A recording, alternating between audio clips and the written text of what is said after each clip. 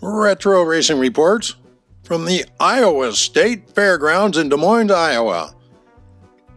It's a Sunday, a night race, August 17, 1980. This is very early times of the World of Outlaws. There are no World of Outlaw racing pictures in this program, but there are a couple of nice little introductory articles and a ton of notes from Tim Kennedy. In fact, if you stick around to the end of the video presentation, I have 3 pages of notes from Tim Kennedy, and I'll just put them up there, and you can wander through them. They're easy to read. Oh my gosh. And with that, of course, you'll see why I think so highly of Mr. Tim Kennedy. So here we are with Retro Racing Reports coming out of Iowa State Fairgrounds. Welcome. We of National Speedways Incorporated welcome you to the races. It is our desire to entertain you. In doing so, we may at times alter our programs. When it's cold, we might run off our programs very quickly, but we will never run fewer events than are scheduled. And when it's warm, we may add events. Most of the contestants and officials hold other jobs or positions. This is fun for them. We want it to be fun for you. National Speedways Incorporated rules for cars are almost always run what you brung. The rules we do have apply mostly to track safety, and these rules we enforce strictly. We are proud of our past champions. In 1977, Bill Utz was the points champion. In 78, we began to crown both driver and owner champions. Shane Carson was the driver champion, and Bob Trossel was the owner champion with his Vice Grip Special. In 1979, we had both a sprint car and a stock car division.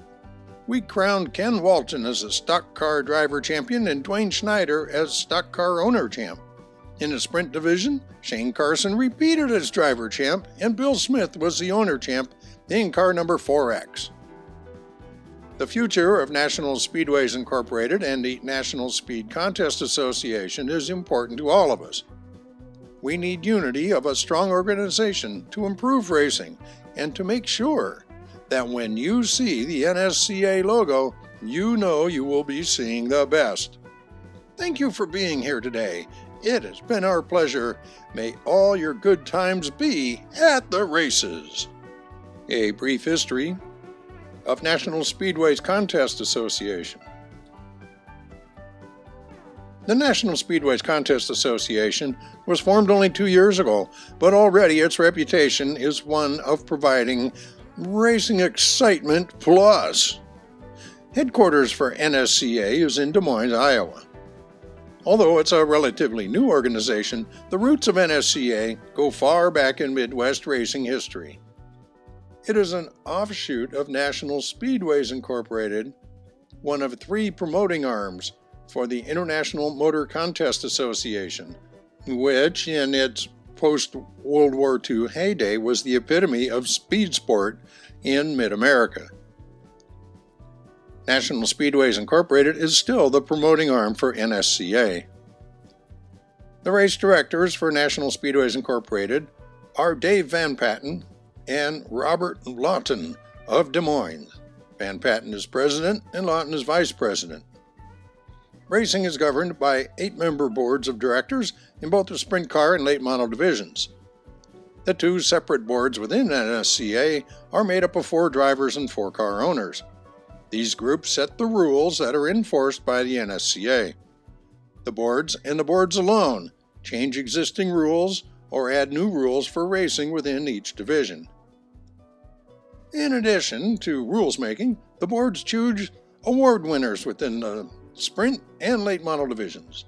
Among award winners selected for the boards are Most Improved Driver, Best Dressed Pit Crew, and Rookie of the Year.